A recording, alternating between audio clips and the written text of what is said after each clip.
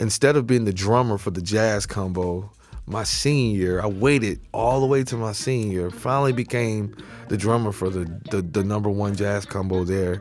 But the piano player that was recruited didn't show up. So some freshman dude got the opportunity to play drums coming in, and I ended up having to play piano. So I mean, this is jazz though. So I had to study jazz in that 1 year. I had to study so much jazz, and by the end of that year, I was a pretty fluent piano player. And the band leader, you know, at the time, he gave me a shot, and it really paid off. So I became a keyboard player, but that was it. You know, I wasn't trumping my drums at all. Hi, I'm Chris Brewer, and you're listening to Meinl Radio. Today our guest is the one and only Robert Sput Searight. Sput, as he's referred to by just about everyone, is best known these days for his incredible contributions to the Grammy-winning world fusion collective Snarky Puppy, and for his current group Ghost Note, another fusion collective that was founded by Sput and his Snarky Puppy partner in crime, percussionist Nate Worth. Witnessing Sput in action with either one of these groups has left many a concert attendee's jaws on the floor, mine included. Sput came of age in the Dallas, Texas area and attended the Booker T. Washington High School for the Performing Arts, as well as the famed North Texas State University, where many of Snarky Puppy's members attended. Not many people know this part about Sput and Snarky, but he began his time in the group as the piano player, and eventually he shifted to drums. And since then, he's laid down an extremely influential body of work with the band. In addition to his time with Snarky and Ghost Note, Sput has also spent extensive time working with Kendrick Lamar, Snoop Dogg, Justin Timberlake, Timbaland, Erykah Badu, Kirk Franklin, and Marcus Miller. That's just to name a few. Handling artist relations for Meinl Cymbals for the USA and Canada, I came to know Sput in a fairly roundabout manner. I've told this story to a few people, so if you're one of them, please forgive me if this is redundant. A few years back, I had a colleague who was looking to go see some live music one night here in Nashville. He was looking through the listings and saw that there was a band called Snarky Puppy playing at a small club in town. He had never heard of the band before, so he did a search on YouTube and was pretty blown away by what he saw. So he went to the show and was even more blown away. This would have been around the time that the album DVD Ground Up was out. The next day, my colleague came to work and let me borrow his copy of Tell Your Friends that he bought at the show the night before. He said, "I don't know if you'll like this or not, but you should check it out. This band was amazing." So, fast forward a month later, and I was hooked. I was so hooked that I reached out to Sput through Facebook to tell him, "Thank you so much for creating great music." Literally, that was the extent of my message to him. It had nothing to do with work, nothing to do with me trying to snag him from the cymbal company that he was working with, or anything like that. It had to do with simply telling an artist whose work you enjoy, "Thank you." Well, Sput reached back out to say thanks for the kind words, and then let me know that he was actually very much into Meinl Cymbals, as he had been checking out Chris Coleman's Meinl Cymbals. So one thing led to another, and 1 month later, after having tried out a bunch of our cymbals, Sput was a Meinl Cymbals artist. Like just about everything that has to do with Sput, this just sort of happened. And I have to say that's one of the very best things about him. He's organic, and life and music just flow with him and through him. He's been a huge inspiration to me, and I consider him a true friend. Recently, we brought Sput to Nashville to film a bunch of video content.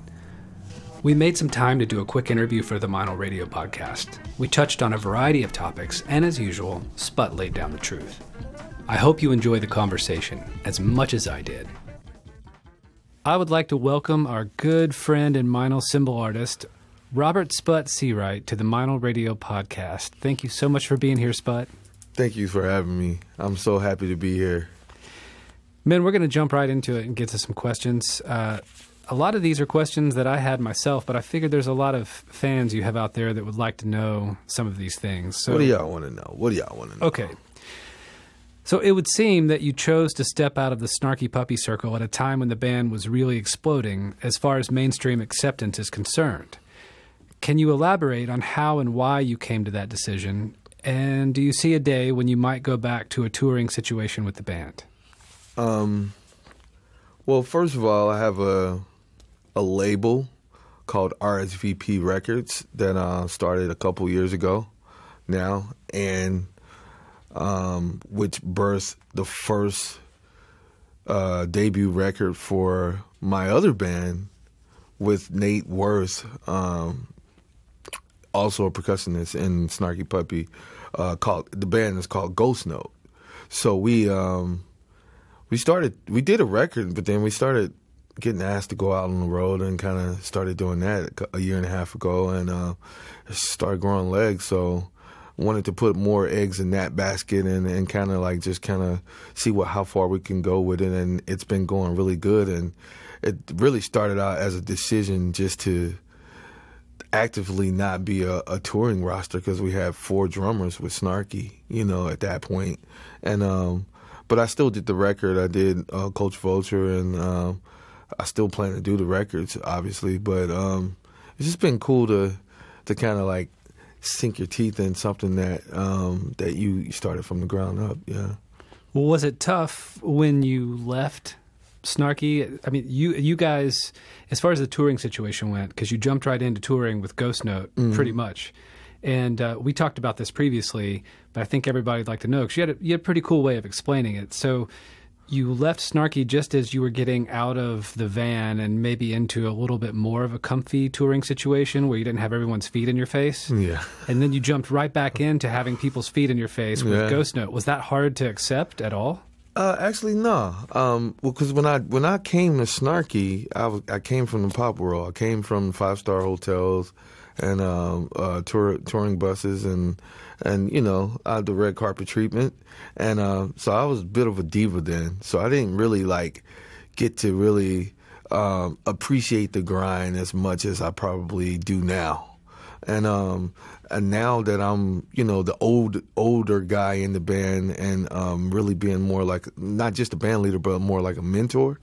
All these young guys in the band, and they're having this grind experience, and it's kind of fun to see them go through this experience. But they're gonna go through it with veterans, and so they're not gonna have as much of it as Snarky experienced when they were coming up. So it's kind of fun to start over, because it's a journey to watch other musician's career start, and it's really cool to be a part of that. Well, that makes me think of a question that I hadn't thought of. So if you were a diva, was it tough when did you have some like awful moment when you joined Snarky and realized that you had feet in your face? You went from 5-star hotels. Well, did you have a moment where you cried? No, I just remember being in a city where, like, the moment I found out I was a diva was when we were somewhere in Louisiana, and everybody had sleeping bags, and I didn't have a sleeping bag, obviously. And we were at this person's house that had about 18 cats in it, and 18 black cats or something. And I couldn't go to sleep without cats crawling over me, and I wasn't with it. So I was like, I told the band leader, I was like, hey man, I told Mike, I was like, I need to get a hotel room. You need to give me a hotel room. So Mike got me. He did? He got you a hotel room? He got me a Motel 6. Sweet. And I had my own bed, and it was me and Bobby Sparks. And we discovered that we wasn't cut out for that life. And so we to save face for us, they got us Motel 6 for the rest of the tour. They didn't look at you funny the next morning? They were very polite about it, but I'm sure they thought we were just some snobs or whatever. But yeah. So switching gears here, I've heard there's a rumor about you. Like everybody who talks about you in an admiring way, they say that, hey man, as good of a drummer as Spud is, he's a better piano keyboard player. Have you ever heard him play piano keyboard? And I'm saying no, I've never really heard him just go all out, but is that rumor true? Don't worry about being humble. Is it true? And if it is true, how did drums how did drums come to take over for keys and piano? Well, first of all, that is not true. I'm not a better key. I'm a drummer. I was born to drum. I was drumming from the womb of my mom. I was playing drums as long as I can remember being able to see two objects that go up and down. So, I mean, like, I started playing. We had an organ in the house. We had a piano. We had other instruments. We had drums. But, you know, if you have those things in the house, you're going to play them. And, you know, you're going to eventually experiment with them. And my mom was a keyboard player. She's a pianist. She's classically trained. She also knows music theory. My dad could play the organ. He was just a raw musician. He just could play by ear. And he would just pick out stuff and play and sound really good on it. And so I grew up like that. I grew up listening to them practice and seeing them play. And I started dibbling, dabbling in it, you know, for a while. And then when I got to high school, which is I went to Juilliard Arts Magnet in Dallas, Texas. And basically what happened was, no matter what instrument you're going to have as a major instrument, you had to learn functional piano. And so I ended up learning functional piano, which led me to synthesis, which led me to programming and playing and producing, which led me to instead of being the drummer for the jazz combo, my senior year, I waited all the way to my senior year, finally became the drummer for the number one jazz combo there. But the piano player that was recruited didn't show up. So some freshman dude got the opportunity to play drums coming in, and I ended up having to play piano. Oof. So, I mean, this is jazz though. So I had to study jazz in that 1 year. I had to study so much jazz, and by the end of that year, I was a pretty fluent piano player. And the band leader, you know, at the time, he gave me a shot, and it really paid off. So I became a keyboard player, but that was it. You know, I wasn't trumping my drums at all. Yeah. Well, I would say being a functional piano player at a Juilliard magnet school, it's probably a pretty high standard, a pretty high bar compared to other places and what they might teach. It definitely helped my drumming. It turned me into a different drummer. I automatically became a drummer that was listening from a musical standpoint. That is what changed me. You know, changed the way I saw music. Period. So on another topic, you've become pretty active in producing artists lately. I guess with RSVP, being at the helm of RSVP Records. Tell us a bit about a few of the artists you're working with and why you chose to work with them. Also, what is it you look for in an artist that makes you decide to work with them? For starters, I produced the last two records by my good brother, Terrace Martin. He's out on the road now with Herbie Hancock playing saxophone, but he's also the producer of the Kendrick Lamar To Pimp a Butterfly record. And those two records was cool to produce. He's my brother, and I've produced almost every time he tried to do a solo effort. I've always been involved in producing that stuff with him. Also, we have there's a couple of groups outside of my label. There's a group called Sidewalk Chalk from Chicago that asked me to produce that record, and I didn't know them before that time period, but I've grown to know them from last year to now, and I think they have a great record out, and I was happy to be a part of that. And the rest, you know, just artists on the roster. You know, I have on my label, there's a guy named Doobie Powell. And there's also a guy named Nathan Myers. These guys are just friends of mine from childhood. And I think my motto or the theme of what I'm trying to do is it's called like hidden in plain sight. You know, just artists that don't really have the platform that most artists have to really express their art. And these are guys that don't have all the theatrics and the dance steps, and they just talented. They're just purely talented. And these are the guys that kind of get overlooked by the people that have all of the other things happening. So my goal is to try to help, you know, people, friends that have art that's really cool and really good and different, and help them, you know, have a platform for it. You know.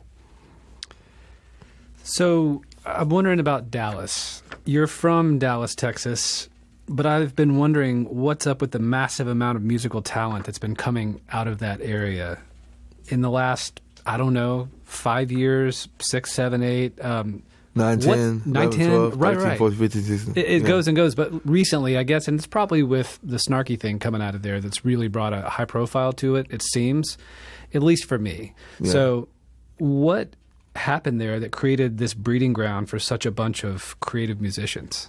I think people are just now recognizing it. But we can go down the line and name musicians that lived in Dallas and was there and got their feet wet there, or was from Dallas. Stevie Ray Vaughan was born down the street from where I grew up in Oak Cliff, Texas. Johnny Taylor lived there before he passed away. Dewey Redman, Joshua Redman's dad, is from that area or lived in that area. Cedar Walton, David Fathead Newman, James Clay, Edie Brickell, Erykah Badu, Nora Jones, Myron Butler, Kirk Franklin. There's so many people, man. Like, and I think the talent. I mean, Lucky Peterson, Bernard Wright, Bobby Sparks, Keith Anderson. It just goes forever, you know. But I really feel like, you know, in the last decade or so, because of the internet, because of social media, you get a chance to actually look into the city now because you can actually see what's going on. But and that's been really cool. And of course, you have all these guys that come to town either to go to college at North Texas, and they experience what the scene is there, and or they might be on concert. May be on tour and they have a concert and they come out and it's 7 nights a week of just some of the baddest music you could hear, musicians playing, vocalists and musicians, instrumentalists. So I really think it's just, you know, it's just a hidden secret. You know, I don't think it's something that's new. I just think it's something that people are now discovering more. So the social media has really shined a spotlight on it, whereas it didn't have that kind of a way to show itself before. Yeah, I don't think people knew about it because it was just not it was no way for people to know. A lot of the artists that, you know, kind of get big in Dallas, they blow up and they kind of just have their careers, and that's that. But I think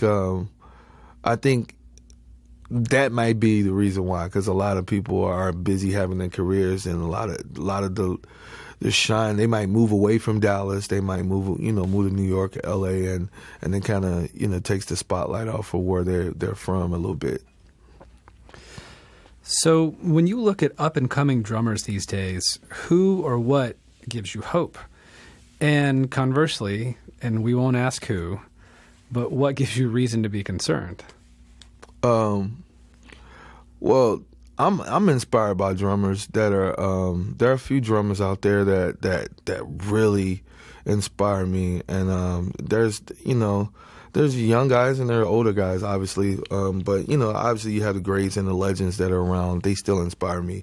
Dennis, Vinny, all those guys, you know, they still inspire me. But there's some younger guys. This is Louis Cato, some of my favorite drummers, Daru, Jones.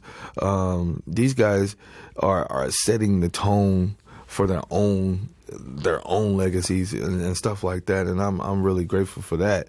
And they inspire me a lot. You know, Louis Cole is a producer drummer, and he's sweet. Josh Dion, all these guys that are out now that are pushing the envelope. But I'd say if it's something I would be nervous about or worried about, is the state of the mindset of the way musicians operate now, because you know, it just seems more gear motivated or more fame motivated than career motivated. And a lot of, you know, I think a lot of cats are more into having endorsements and, you know, having 6 million views on Instagram or something like that, or YouTube, as opposed to actually developing and building a career that lasts, you know, longer than a hot video or something. You know, I think that's what's lost now. I think people are not trying to play records anymore. They're not trying to have a sound that's unique. They're not trying to stand out. They're just trying to get a bunch of free stuff and play a bunch of chops, you know. But, I mean, I also say that that's a phase that's supposed to end after a certain amount of time, you know, because you got to get it out. And you have, especially these guys are acrobats on the drums now. They have facility out of this world. But at some point, that facility has to be developed, and it has to be shaped into a really sound product. And I think there's a disconnect somewhere that doesn't allow that to happen with this generation of musicians. So I hope it kind of turns around, because you know, I think it's on us, the older guys, or the guys that are almost old, like myself, you know, to kind of try to help and change it or turn it around, if they be willing to listen. I think it's on us, though.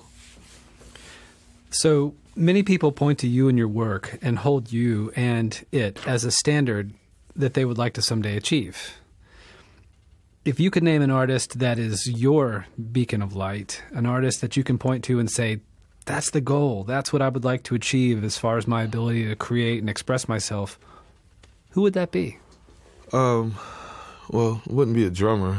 No, just an artist. Doesn't have to be a drummer. Well, yeah. I mean, what comes to mind is two people. You know, Quincy Jones is one. He was a really good producer. He had the ability to, I mean, even if he didn't create everything, he could take something that was created and just make it larger than life.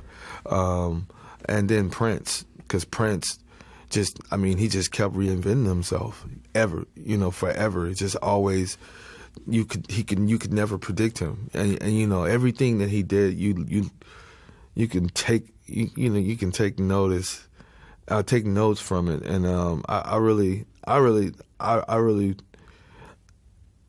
you know, if I could have, you know, if he was still alive, that would have been the person that I would want to have dreamed to play with, you know. But unfortunately not. But those are the two guys in my life that I really aspire to be like, you know. In the end of my career, I would like to have had the opportunities to produce people on those platforms and then create the kind of stuff they did. So I've got one more question for you here, and this let me go into it. It may take some explaining. So you and I have had some interesting conversations about endorsements. Yeah. I've been interviewed before. I've been interviewed before about my take on endorsements, and that makes sense with my position at Meinl. But I'd like to get your take on endorsements. And I ask about this because you're a guy that invests a lot of time and emotion into your relationships. Yeah. From the start, I could tell that you weren't just hoping for a business partner, but also a friendship as well. It makes things easier when you can get along real well with the people you work with. Yeah. So a lot of people will give advice on what to do, but not what not to do. Yeah. This can leave quite a bit up to interpretation on the part of the young and inexperienced up-and-comer. Yeah. So what would you, the drummer who is seeking an endorsement, or a drummer who just established his first endorsement, what would you not do if you were that person? Please feel free to share any mistakes you made along the way. Well, I think the first thing to do is to learn the game, to learn how it works. I mean, if you don't ask questions, then you don't know. And I think the first thing to do, once you get an endorsement, you have to understand that it's an endorsement. Like, you endorse them, they endorse you. It's an agreement. It's like it's a business agreement, but you have a duty, you have a role. You don't just, it's not one-sided. It's two. You have to communicate, and you have to be professional in your communication. You have to be timely. The last-minute stuff, it's very annoying, and it'll definitely confuse the relationship. And the whole thing is to make sure that people are supporting you and that they know what you're doing so that they can support and know what to support, and vice versa. But I think I think the biggest thing is if you don't know, is to find somebody that has been in the game a little bit and kind of learn the ropes, learn the trade from them, because it'll make your life a lot easier to know how to approach backline. A lot of the young guys just don't even know how that works. They just think, they're endorsed, so any city they go to is supposed to be backline the company that they're endorsed. And if they don't have it, then they're all stuck, and out of luck, and it's not the case. So don't stay silent. Ask questions. Well, yeah. Actually, when you're going on tour, the proper thing to do is, if you know you're going on tour and it's months out, you contact your reps and you tell them, hey, I'm going on this tour. I'm gonna be in this certain area, this region of the world or the country or wherever it may be, and I need to know if I can get such and such for this, or where, because most times most companies have reps in each region that all your local rep would do is just tie you into that rep for that region, and they'll take care of you. But if you don't know that, then which is what's happening most of the time, you'll just, whatever artist you plan for, you'll go through the management, and they will send in a rider and request for what you desire, and then they get the information back, and whatever the backline company doesn't have is whatever they have is what you have to use. So don't leave it up to management. Yeah, but that sets you up for failure, because at the end of the day, your management doesn't know your reps. They don't know the regional area reps. They don't know the backline companies that might provide, or the dealerships that might provide. Let me tell you this, to add on to what you're saying. A long time ago, I was doing backline teching for an SIR gig somewhere. It was some kind of festival, and the Ohio Players were on this festival. These guys have been around a long time, and they had some backup musicians with them that were on the road with them. And so I brought all the backline. I had their spec sheet and everything. So one of the guys comes into the trailer and is really upset about what they were given on stage. And I said, hey, man, this is what was on your rider. I said it politely, but here's what's on your rider. And the guy looks at it, and he goes down the sheet, and he goes, man, that's for a drummer who died a few years ago. And he said, this is what our management keeps forwarding to people. I keep telling them, that guy's dead. And wow. Yeah, dark. so right, it's kind of heavy, but it's a little bit darkly comical. You leave this stuff up to management, and it's bad. Yeah, and man, it definitely, and the thing is, there's other sides of it too, because some artists they just spoil everybody.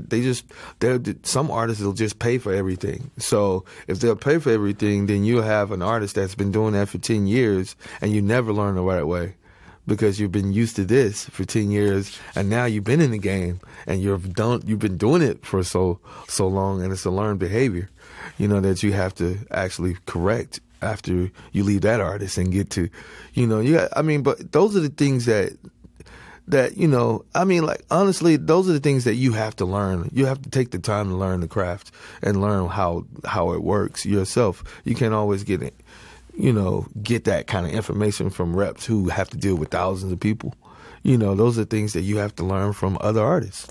And you have to be willing to ask them, because other artists is not going to just volunteer that information. They're not going to know you need it, So I just think it's one of those things where there's just a misconception. Maybe we should do more clinics and workshops talking about that, and not flipping sticks and cats and cymbals and stuff like that. Maybe that need to be what people are being educated on, so.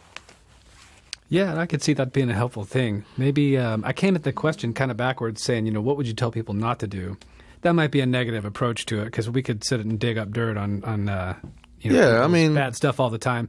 Maybe we would say one thing that if there's one thing they shouldn't do, maybe there's certain guys they shouldn't talk to and ask those questions. Maybe they should come to a guy like you and ask that question instead.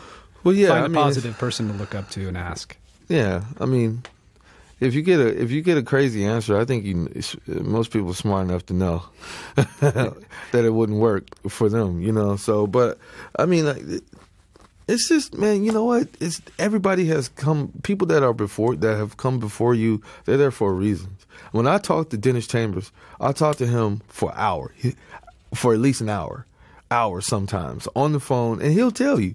I call him. I don't waste his time. I want information. I want to know what it was. How did he get to who he is? How did he get to be this guy? That I look up to.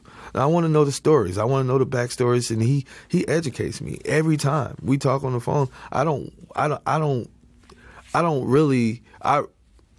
waste the opportunity to spend time with these people. They give you their number. You should call them and you should talk to them. That's a free interview every time.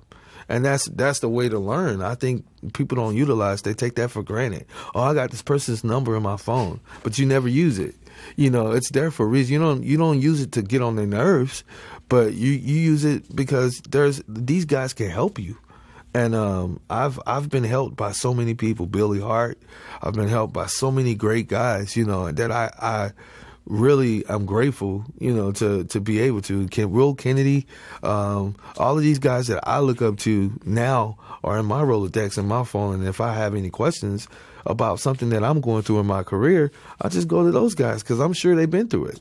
And I think if this is the mindset from 18 on up, I think everybody will be a better musician, because being a musician is not just your instrument; it's being an overall professional. And I think the world be better. The world of music would be better if we had that. Man, on that note, we're going to end right there. Some great information from you, Sput. Thanks so much for taking the time to talk to everybody and talk to us and share what you know. And hopefully there's some whippersnappers out there that listen to the old man. The almost old man. Watch it. But thank you so much, Sput. I appreciate it. Thank you for having me. Thanks for listening to Meinl Radio. If you liked this episode, please head over to iTunes to subscribe, rate, and leave a review. We would appreciate it very much. Thanks, and we'll see you soon.